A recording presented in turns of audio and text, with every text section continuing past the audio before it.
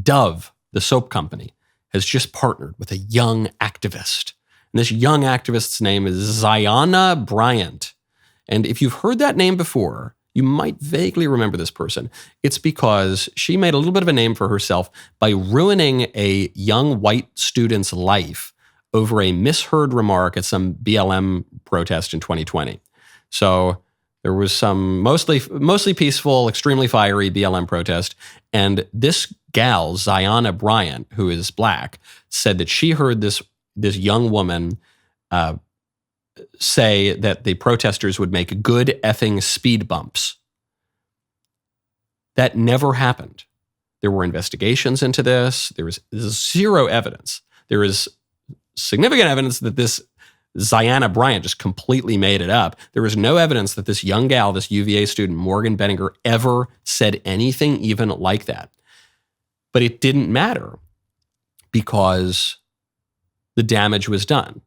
Falsehood flies while the truth is getting out of bed.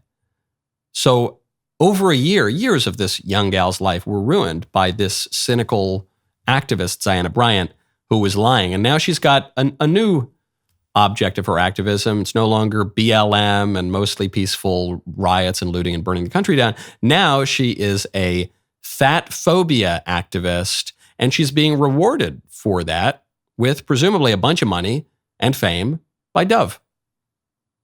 My belief is that we should be centering the voices and experiences of the most marginalized people and communities at all times. So when I think about what fat liberation looks like to me, it looks like centering the voices and the experiences of those who live in and who maneuver through spaces and institutions in a fat body. It looks like making accessible spaces and having conversations that are aware of the fact that people have different bodies and that they are interacting with space and people and institutions and communities in a different way. Fat liberation looks like fully embracing those differences and having those conversations instead of shying away from them. To learn more about fat liberation and the campaign for size freedom that Dove is supporting, visit dove.com/size freedom. Tap in, join the campaign, support the campaign. This is important and we should all be talking about it.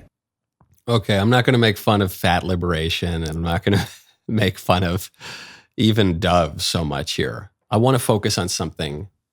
One word that woman said, and she said it multiple times. Conversation. This is what liberalism does. For liberalism, the highest point of politics is not doing anything. It's not changing anything. It's not achieving a concrete objective. It's just having endless conversations. When you hear a political figure say, we need a conversation, we need a national conversation on race, we need a conversation on our democracy, I think it's time that it's so important that we have conversations about the ability to have conversations while conversing about the significance of conversations. That's what politics is all about. When you hear that kind of talk, you know that you are, one, hearing from a liberal, and two, being deceived. You're hearing from someone who wittingly or unwillingly is deceiving you, because endless conversations don't do anything in politics. And in politics, things have to get done. Decisions have to be made. Policies have to be implemented. People have to get in line. But that is contrary to the open, free-floating, conversational language of liberalism, man. And so what happens in practice is that the liberals, who ostensibly want to depoliticize everything, stop coming to firm, rigid conclusions, just kind of keep the conversation open, man. What they end up doing is they end up partnering with people who are decidedly illiberal to usually secretly implement their agenda. This is why the liberals always go soft on Antifa. Antifa doesn't want to have conversations.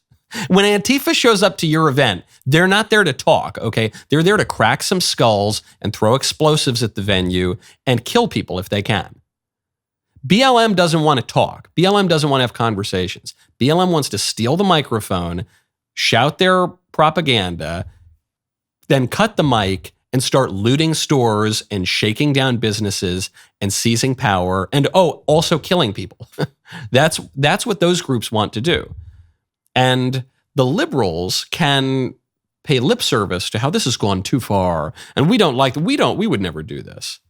But they fund those groups. They bail those groups out of jail. When the BLM rioters finally did get arrested on occasion, Kamala Harris bailed them out of jail. She didn't bail out the peaceful protesters. She bailed out the rioters who committed crimes.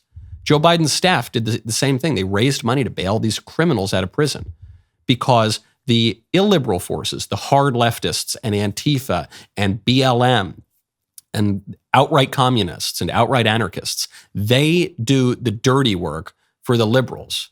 And the liberals get to pretend that they're above politics. No, we don't view politics as a distinction between friends and enemies. We don't want to force anybody to go along with our program. We just want to be open and conversational. But if you don't go along with our program, Antifa's going to show up at your door. Oh, but they're not us. No, we're totally different. But hey, Antifa, when you do show up and crack some skulls, you're not going to be punished for it. That is such a deception. Even the very fact that liberalism says, we just have the economic sphere, we just have the social sphere, we have the civil society. That's not political. That's not politics and electoral offices and laws. No, it's just the free market and the free conversation. And then meanwhile, Dove partners up with these radical activists who are not there to talk to you. Do not beware the endless conversation. Right now, go to puretalk.com/Knowles. You know a company is looking out for you when they upgrade your service and don't charge you for it. This is great news for new and current Pure Talk customers. Pure Talk just added data to every plan and includes a mobile hotspot with no price increase whatsoever.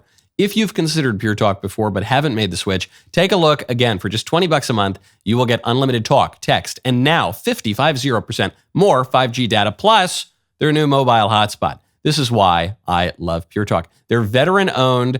They only hire the best customer service team. It's located right here in the USA. That alone is worth switching over. Most families are saving almost $1,000 a year while enjoying the most dependable 5G network in America. Remember, you vote with how you spend your money, so stop supporting woke wireless companies that don't support you. When you go to puretalk.com/Knowles, you will save an additional 50% off your first month because they value you. Go to puretalk.com/Knowles. Pure Talk, wireless by Americans for Americans. Hi, Mr. Knowles. This is Abby A. from the chat. My question for you is in regards to college. Because I'm homeschooled, I have a really big jump start on my school. This will be considered my senior year of high school, and next year I will be eligible to start dual enrollment. Once my 2 years are up, I have it planned out that I will have accumulated around 60 college credits. If I were to continue on the next 2 years, I would have a bachelor's degree in finance shortly after I turn 19. My question is it worth spending the time and money to complete my degree if all I want to do is be a stay-at-home mom and raise a family? My dad says I have to have a backup plan in case something happens to my husband, and I need to have a way to support my family. I can't wait to hear your thoughts. Love the show, and keep up the good work. I generally discourage people who are not sold on going to college from going to college. I am not one of these conservatives. Many conservatives will say, oh, don't go to college at all. It's totally bunk. No, if you are drawn to go to college and you want to go for the right reasons, I encourage that. I'm certainly not one of these conservatives who says, if you do go to college, you should major in some practical degree, like a STEM or something, parts of STEM, like engineering or some. I totally disagree with that. The point of university education is to get a liberal education. It's not to do job training. You can do job training whenever later on down the line. The point of a university education is to do things that are completely not practical at all, to just cultivate your rational will and to read dusty old books that will help you to see the world more clearly. In your case, you're saying you would want to get this degree for a practical purpose. You're not particularly drawn to it. But because of the way your schooling has already worked, you would essentially get a college degree in 1 year. I don't know, are you engaged to be married right now? If you are engaged to be married and your husband is, I don't know, he's in the Navy or something, and you're going to get married and then he's going to deploy and you're going to move all over the country and it would make going to college very, very difficult, then maybe you get married and just start having kids, whatever. If you're not engaged to be married, though, if you don't have the prospect of this wedding anytime soon and you've just got a year where you don't know exactly what you're going to do with it, I don't see why not. I don't think it's bad to have a backup plan.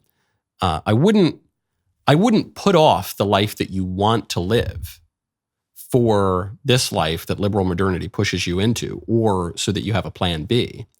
But it doesn't sound like you would be pushing off that life. Some people do. Some people push it off 4 years of college, then maybe a couple of years of a higher degree or even a PhD, and then a long time of a career, and then they don't even start thinking about settling down until they're 30. That's not the situation you're in. So practically, I don't know, if you're not doing anything else with the year, might as well pick up a finance degree. Boy, what a great clip that was. Now, make sure that you subscribe to the Michael Knowles YouTube channel. We'll see you next time.